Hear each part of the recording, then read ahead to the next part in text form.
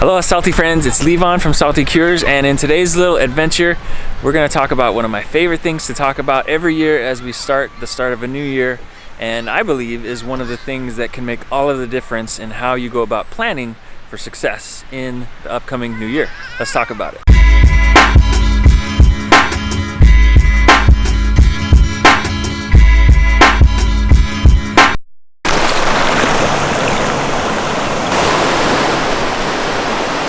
Oh, bah. Can you believe that 2020 is almost here?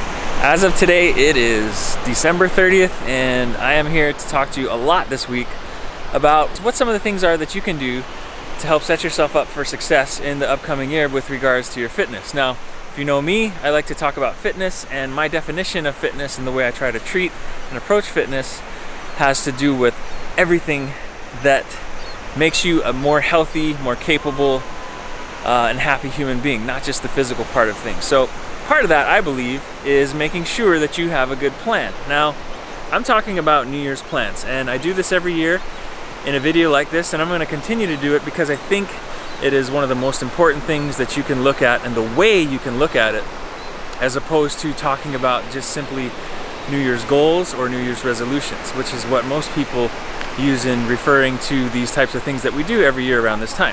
So why should you call them New Year's plans as opposed to New Year's resolutions or goals? Well, like I've talked about in past years' videos, I really feel like somebody who has a plan has already gone through the process of thinking about, writing down, and really hashing out what it is exactly that they're going to do to accomplish what it is they want to accomplish. Whereas somebody who has a goal or a resolution maybe just has a wish and a hope, and not so much a big laid out roadmap for what it is that they're going to do to get what they want. So I really believe this is important. You may think I'm just being nitpicky and potato, being really picky about semantics here, but I really believe in the idea that your brain hears everything you tell it.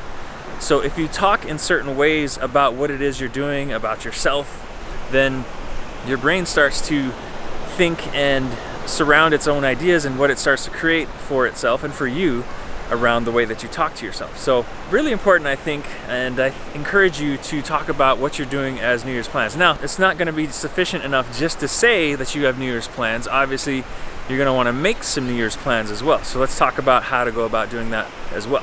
So where to start? Obviously, and I hope this is obvious, we've all heard people talk about how if you want to have real goals, and in this case, real plans, you got to write it down. This is nothing new. Write it down. It's not enough just to put it in the back of your head. It's not enough to just tell somebody either, although that can help. You got to write it down. So in my case, I like to use a journal, usually. This is my journal from last year.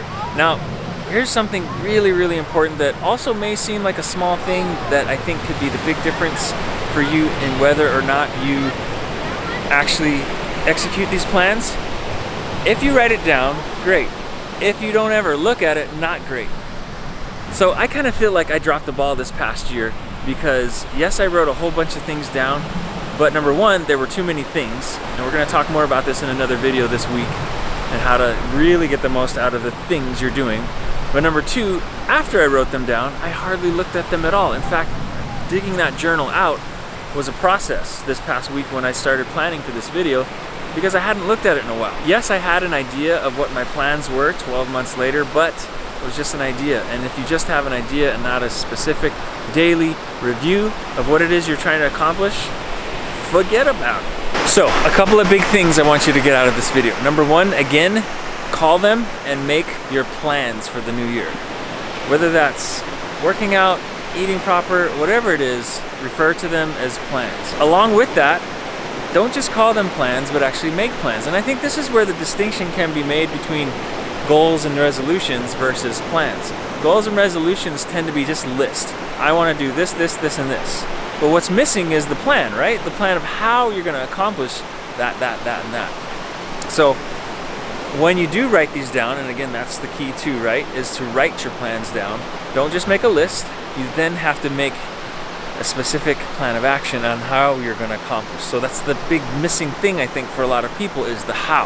Now, here's the thing I think a lot of people get stressed out about when they think about that. I think we all know that that's the most effective way of accomplishing something. is to have a dedicated plan with sets of action steps to take. But you have to realize that you don't have to have it all figured out in the beginning. Life is not 1 year to the next. This whole calendar that we follow is really arbitrary if you think about it. It's just something we made up to keep track of time. Improvement is supposed to go on forever and ever and ever. And the way to do that is to keep refining and making your plans better and better and better. So if you don't have it all figured out at the beginning of the year, don't worry about it. It's okay. Start with something. And because this is the second part, you're going to be reviewing it every single day, you can refine that plan every single day. And every single day that plan will become clearer and clearer.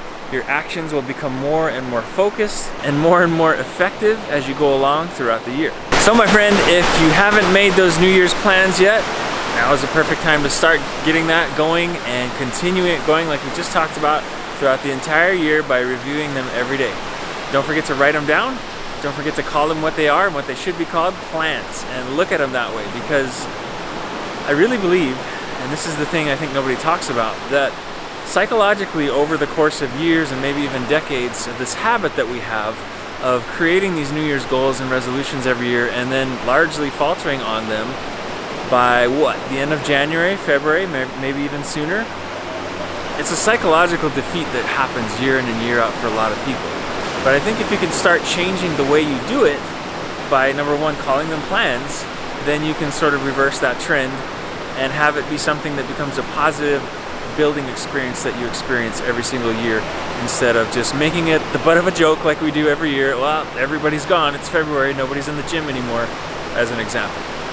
Alright guys, so hope this went well for you. If you have additional questions on how to make good plans, hit me up, leave a comment, send me a message through my website at saltycures.com, and I'd love to help you out. Additionally, if you'd like some more specific help this year, throughout the year, I do have some fitness coaching options available, ranging from anything from fitness guides that you can download for just $5, they'll be coming out soon, called my $5 fitness guides, all the way up to high-level premium fitness coaching where I'm taking you through your days, every single day, step by step, through various means of communication such as texting to follow up on you, and also weekly video chats to talk more in depth about how things are going and what you can do to make them happen even better. Take care guys, thanks for watching, make sure you subscribe, hit the notification bell, and if you found value in this video, please share it with somebody who you feel could benefit from what we talked about today. I'll talk to you in the next one, and aloha.